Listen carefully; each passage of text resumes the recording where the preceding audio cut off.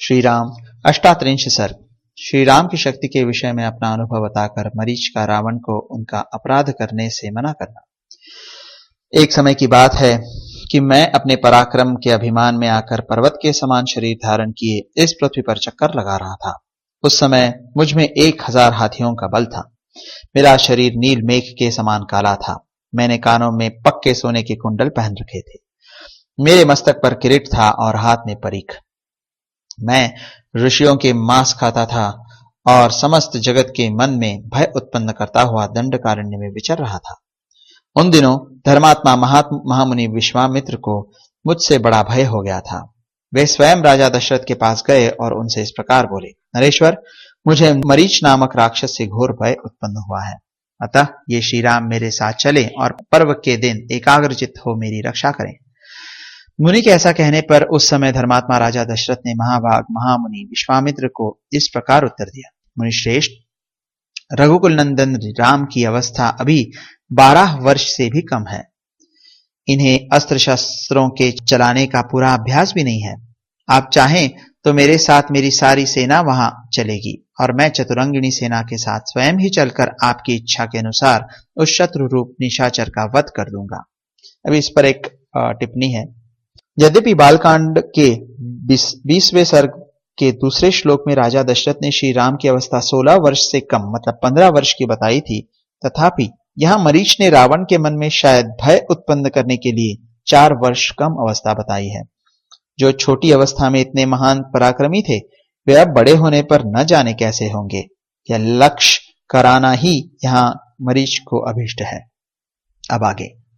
राजा के ऐसा कहने पर मुनि उनसे इस प्रकार बोले, उस राक्षस के लिए श्री राम के सिवा दूसरी कोई शक्ति पर्याप्त नहीं है।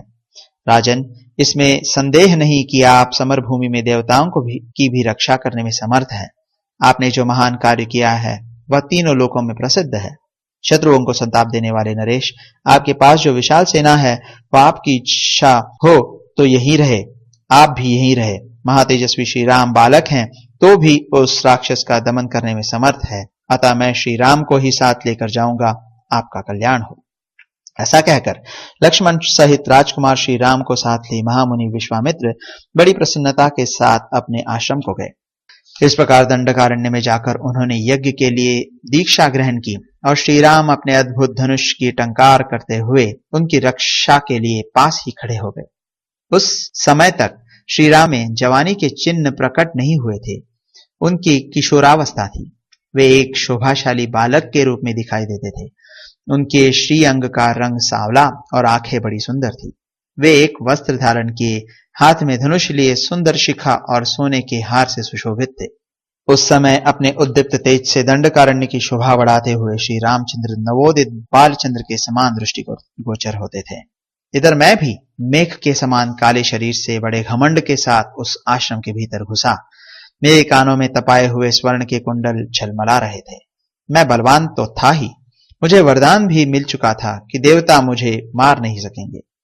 भीतर प्रवेश करके ही श्री रामचंद्र जी की दृष्टि मुझ पर पड़ी। मुझे देखते ही उन्होंने सहसा धनुष उठा लिया और बिना किसी घबराहट के उस पर डोरी चढ़ा दी। मैं मोहवश श्री रामचंद्र जी को यह बालक है ऐसा समझकर उनकी अवहेलना करता हुआ बड़ी तेजी के साथ विश्वामित्र की उस यज्ञ वेदी की ओर दौड़ा। इतने ही में श्री राम ने एक ऐसा तीखा बाण छोड़ा जो शत्रु का संहार करने वाला था, परंतु उस बाण की चोट खाकर मैं मरा नहीं, 100 योजन दूर समुद्र में आकर गिर पड़ा। तात भी श्री रामचंद्र जी उस समय मुझे मारना नहीं चाहते थे, इसीलिए मेरी जान बच गई। उनके बाण के वेग से मैं भ्रांतचित्त होकर दूर फेंक दिया गया और समुद्र के गहरे जल में गिरा दिया गया। तात फिर दीर्घ काल के पश्चात जब मुझे चेत हुआ तब मैं लंकापुरी में गया। इस प्रकार उस समय मैं मरने से बचा। अनायास ही महान कर्म करने वाले श्री राम उन दिनों अभी बालक थे और उन्हें अस्त्र चलाने का पूर्ण अभ्यास भी नहीं था, तो भी उन्होंने मेरे उन सभी सहायकों को मार गिराया जो मेरे साथ आए थे। इसलिए मेरे मना करने पर भी यदि तुम श्री राम के साथ विरोध करोगे तो शीघ्र ही घोर आपत्ति में पड़ जाओगे और अंत में अपने जीवन से भी हाथ धो बैठोगे। खेलकूद और भोग विलास के क्रम को जानने वाले तथा सामाजिक उत्सवों को ही देख देख कर दिल बहलाने वाले राक्षसों के लिए तुम संताप और अनर्थ मतलब मौत बुला लाओगे। मिथिलेश कुमारी सीता के लिए तुम्हें धनियों की अट्टालिकाओं तथा राजभवनों से भरी हुई एवं नाना प्रकार के रत्नों से विभूषित लंकापुरी का विनाश भी अपनी आंखों से देखना पड़ेगा।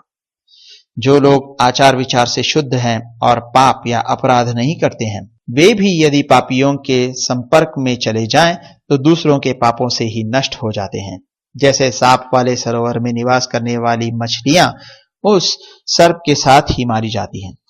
तुम देखोगे जिनके अंग दिव्य चंदन से चर्चित होते थे तथा जो दिव्य आभूषणों से विभूषित रहते थे, वे ही राक्षस तुम्हारे ही अपराध से मारे जाकर पृथ्वी पर पड़े हुए हैं। तुम्हें यह भी दिखाई देगा कि कितने ही निशाचरों की स्त्रियां हर ली गई है और कुछ की स्त्रियां साथ हैं तथा वे युद्ध में मरने से बचकर असहाय अवस्था में दसों दिशाओं की ओर भाग रहे हैं। निस्संदेह तुम्हारे सामने वह दृश्य भी आएगा कि लंकापुरी पर बाणों का जाल सा बिछ गया है। यह आग की ज्वालाओं से घिर गई है और उसका एक एक घर जलकर भस्म हो गया है। राजन, पराई स्त्री के संसर्ग से बढ़कर दूसरा कोई महान पाप नहीं है। तुम्हारे अंतःपुर में हजारों युवती स्त्रियां हैं, उन अपनी ही स्त्रियों में अनुराग रखो, अपने कुल की रक्षा करो, राक्षसों के प्राण बचाओ तथा अपनी मान, प्रतिष्ठा, उन्नति, राज्य और प्यारे जीवन को नष्ट न होने दो। यदि तुम अपनी सुंदरी स्त्रियों तथा मित्रों का सुख अधिक काल तक भोगना चाहते हो तो श्री राम का अपराध न करो। मैं तुम्हारा हितैषी सुहृद हूं। यदि मेरे बारंबार मना करने पर भी तुम हठपूर्वक सीता का अपहरण करोगे तो तुम्हारी सारी सेना नष्ट हो जाएगी और तुम श्री राम के बाणों से अपने प्राण गंवाकर बंधु बांधवों के साथ यमलोक की यात्रा करोगे। इस प्रकार श्री वाल्मीकि निर्मित आर्ष रामायण आदि काव्य के अरण्य कांड में 38वां सर्ग पूरा हुआ।